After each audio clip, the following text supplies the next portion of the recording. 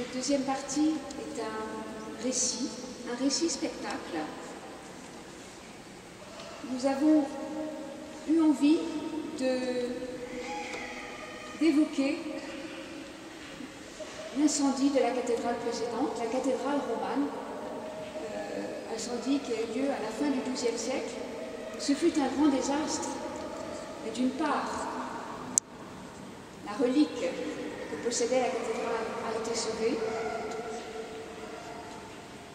et d'autre part, après cet incendie, une nouvelle cathédrale, celle que vous voyez aujourd'hui, celle qui possède tant de si sublimes vitraux, a pu être reconstruite. Je vais donc passer maintenant la parole à Valérie de la Rochefoucauld, conteuse, qui va évoquer donc cet incendie d'après un texte du Moyen-Âge, un texte écrit par un certain Jean le Marchand, texte que les connaisseurs de la cathédrale, les connaisseurs de la cathédrale connaissent, puisque c'est une référence, mais en réalité il est abordable par peu de personnes, puisqu'il n'a pas été édité autrement qu'en ancien français.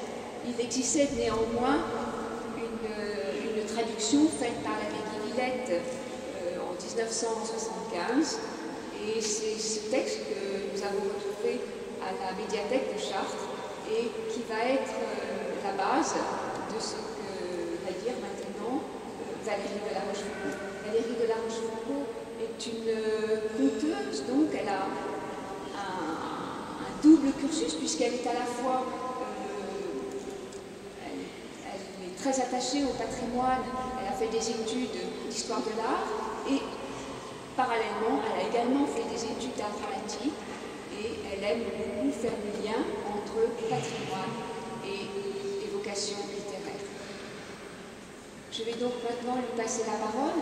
Elle va donc évoquer cet incendie devant vous et puis il va y avoir des pauses musicales qui sont assurées par la maîtrise du conservatoire et la maîtrise de la cathédrale sous la direction de Philippe Frémont, chef de chœur. Qui veut compter ou versifier ne doit pas employer son esprit à compter mensonges et fables.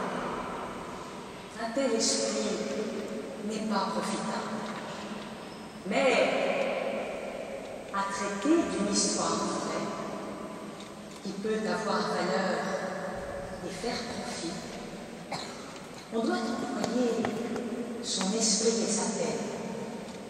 Il fait bon lire un écrit véritable.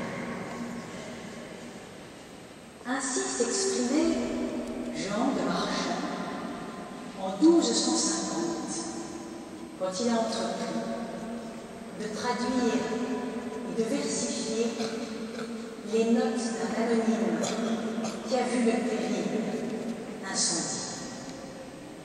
Il dit encore: celui qui mit cela en écrit a vu de ses yeux l'incendie. Il doit être cru de ce qu'il a vu de ses yeux. Durant longtemps, on n'a rien dit du livre qui était oublié dans une armoire ici, au trésor à Chartres, dans une huche, par cahier, fut trouvé ce livre qu'on estime à plus de 1000 livres d'or.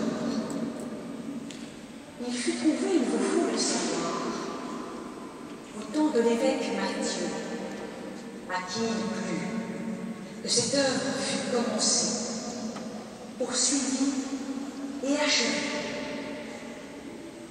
Que m'accorde d'achever cet ouvrage le Dieu qui par sa mort eut la victoire, pour sa louange, pour sa gloire, et pour celle de sa mère glorieuse, qui porta la fleur précieuse, qui apporta le fruit de vie, qu'il me donne force et aide, qu'il m'accorde le pouvoir et l'intelligence d'achever cette œuvre. Amen.